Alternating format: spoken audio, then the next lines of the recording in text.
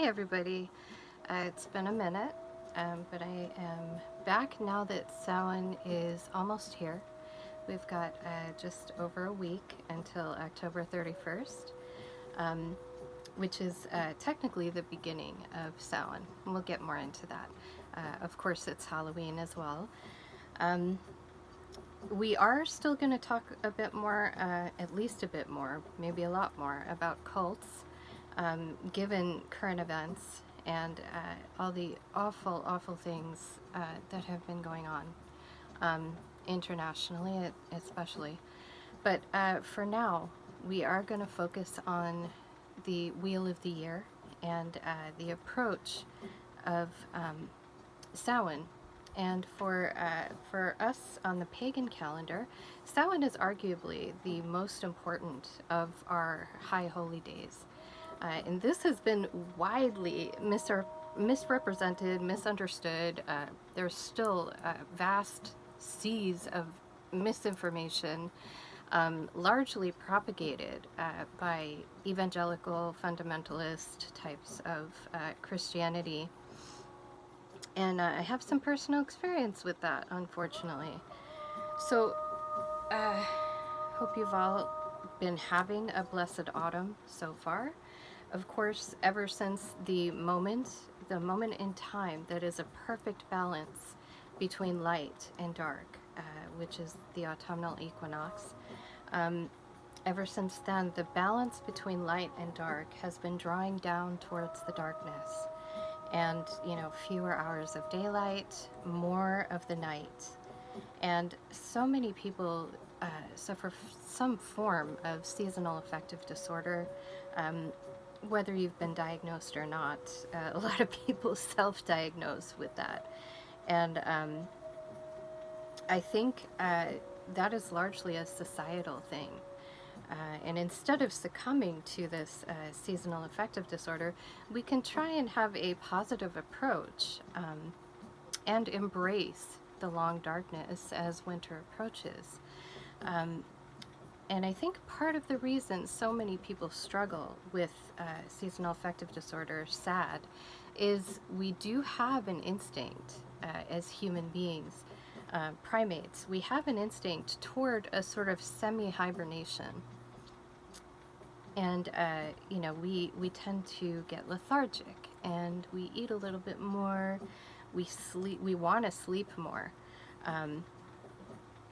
And society, on the other hand, has taught us the contrary, that taught us to believe that we should always have the peak energy that we have in the activity level of summertime, when the days are longest and the light prevails. And that's just not realistic when you look at nature. Nothing can be sustained at its peak indefinitely.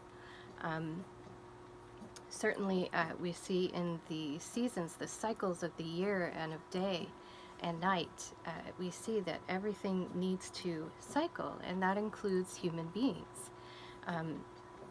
During the winter, we are supposed to go into the same kind of semi-dormancy that we see in nature. It's a time of rest. When the trees are, the deciduous trees at least, they lose their leaves, and to the outward eye, they look dead.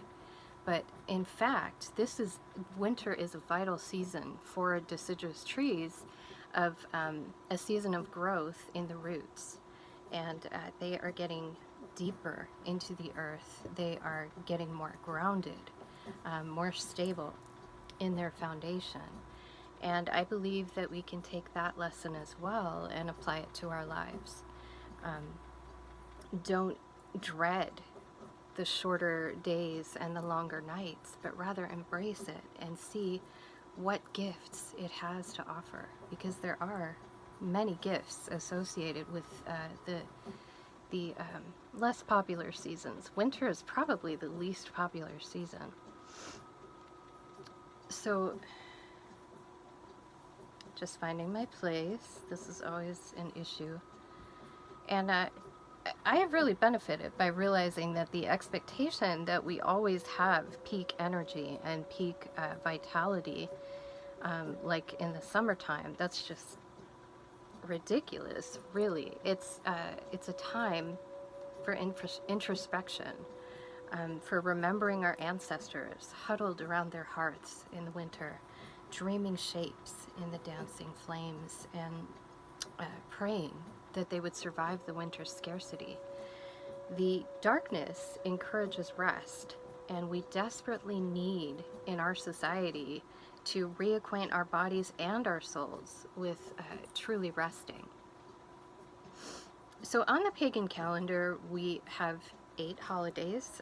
Most of you probably already know this, but 4 are the 2 equinoxes and the 2 solstices, and the other 4 are what we call fire festivals, and all of them mark a seasonal change. So on the pagan calendar, like I said, we are now approaching Samhain, and it is for many pagans the highest holy day we have. And technically, I think I mentioned already, October 31st to November 2nd is the celestial boundary of Samhain. So that is when the veil between the worlds of the living and the dead is thinnest. And now, there is still, and always has been, all this fear surrounding the celebration of Samhain. All pagan holidays in general come in for condemnation from, evangelical fundamentalist cults that have no understanding of what it is that we're actually celebrating. And Halloween is what it calls, literally meaning hallowed evening or holy evening, basically. But most of the lies and the misunderstandings spring from this xenophobia that Christianity so successfully bred into society. So, everything pagans celebrate is about the natural year, and yet somehow it's become, the society at large thinks that we're celebrating demons or darkness or death.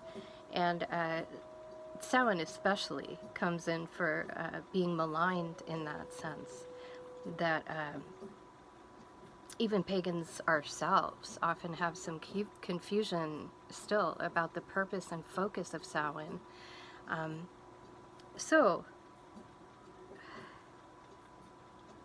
And now, pagans are more equipped, thankfully, to be able to use our voices to create platforms where we have a voice and we can reach a wider audience than we ever had access to in the past, and explain ourselves. And my personal experience with this is my ex terrified my children in the early years, especially the first couple years or so that I was pagan. And he would threaten them that, mommy's going to hell and she's trying to drag you with her. And he would send them home with these pamphlets from his church claiming that Samhain was a Gaelic word for a demon or Satan's day or something like that. And that it was a holiday for worshiping and glorifying death, which is certainly not the case. So, like all holidays, it's just a seasonal shift. And the Gaelic word Samhain actually means the end of harvest, the end of summer, beginning of winter. And it's also the traditional Celtic New Year, because the year ends with summer in the agricultural ancient mindset. So it's arguably our biggest holiday as our New Year. And we talked a little bit about shadow work already on the channel. And Samhain can really help with that, with shadow work, and can help facilitate major breakthroughs emotionally, psychologically, and of course spiritually. And Samhain takes advantage of the veil being thin between the world of the living and the world of the dead to the to um, more easily communicate with those who have passed on, who have been a part of our growth. And that's what Samhain is about, celebrating the memories of our loved ones who have passed on, our ancestors, honoring the ancestors, whether we knew them or not personally. Um, so it gives, the fact that the veil is thin gives us the opportunity to invite our ancestors to join us for a while.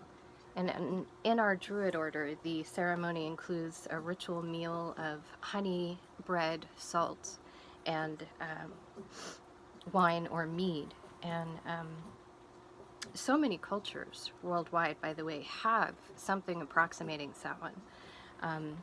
Japan comes to mind first, for obvious reasons, but Japan doesn't celebrate it at the same time of the year, but they have a festival called Obon.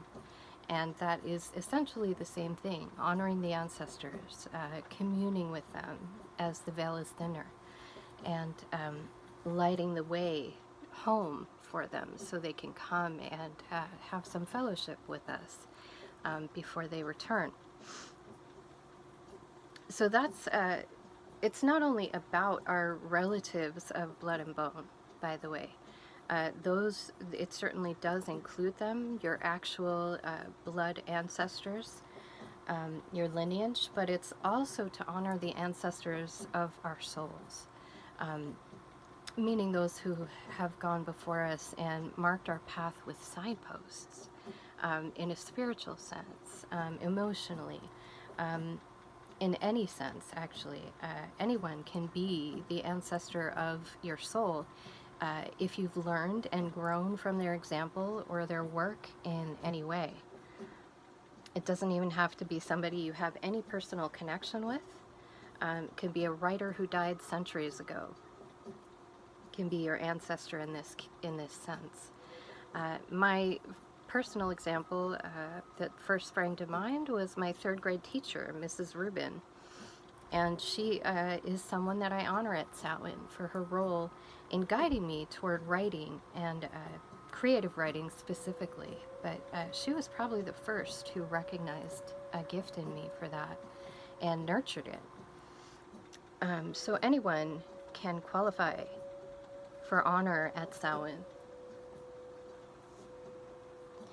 And Samhain, hopefully this has been made clear by my description, but in no way is it glorifying or worshiping death or the dead.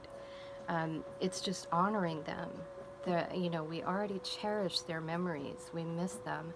And this is a way to express that, we still remember, we still honor them. And, we can, for me, probably the person that I miss the most is someone who was my big sister. And she died way too young, and I miss her terribly each and every day. So I look forward to Samhain as an opportunity to really remember her and all of the amazing influence that she has had on my growth. So it's just a time for honoring memories and love. And it's a part of the grief process, and it's actually quite healthy. There's nothing satanic or demonic associated with it. So I encourage you, if you're watching this and you feel drawn to do so, I encourage you to write a letter to one or more of your ancestors, whoever you would love the opportunity to sit with and talk again for a while. Ask questions. Tell them all the things you never had a chance to in the apparent world. Express whatever comes to you. Thank them for their role in your life. Reminisce. I'm suggesting this as part of your own personal Samhain observation, if you wish to have one. And it can be just that simple. You know, after you write the letter, you can either keep it or offer it to one of the elements. Usually we use fire, since it's associated with the spirit world and with passion. Um, Offer it to the fire as a symbolic way of giving it to them.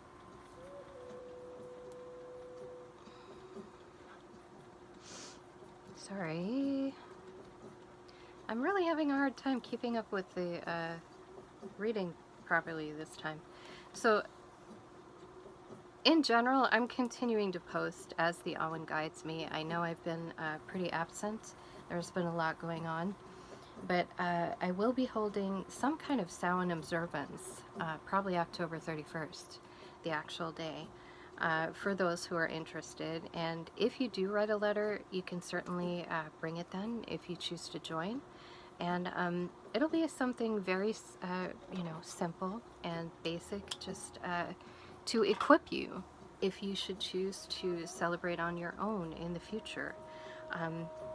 I'll give you some ideas. And until then, until next time, see you next week, if not sooner. I may do something related to cults in the near future, but it depends on the Awen. The inspiration must hit or it's no good. So thanks guys, see you later.